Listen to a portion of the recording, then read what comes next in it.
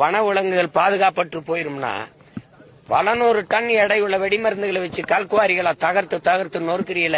அப்போலாம் அந்த வனவிலங்குகளை பற்றி கவலைப்படாத நீங்கள். நீற்றின ஆய்வை தேனி அந்த மேற்கு தொடர்ச்சி மலையில செய்ய போற நீங்க 50,000 டன் எடையுள்ள வெடிமருந்தை வச்சு தகர்ப்போம்ங்கிறீங்க. அப்போலாம் வனவிலங்குகளின் வாழ்க்கை பற்றி பாதுகாப்பை பற்றி கவலைப்படாத நீங்கள். ஆடு மாடும் போய் அந்த புள்ளை பூண்டை மேயறதுல மழை கட்டுறதா? வனம் பாதுகாப்பு சிதைஞ்சிருது. வனவிலங்குகள் இன்னைக்கு நேத்தா இந்த வனவிலங்குகளுக்கு இந்த ஆடு மாடுகளுக்கும் தொடர்பு எத்தனை ஆண்டுகள். எங்க அப்பா வாழ்நாள் முழுக்க நம்மால் ஒரு கத்தி சத்தான அந்த உயிர் சங்கிலி உணர்வு தொடர்பு, அந்த உணவு அந்த சங்கிலி அறுத்துறாத அப்படின்னு.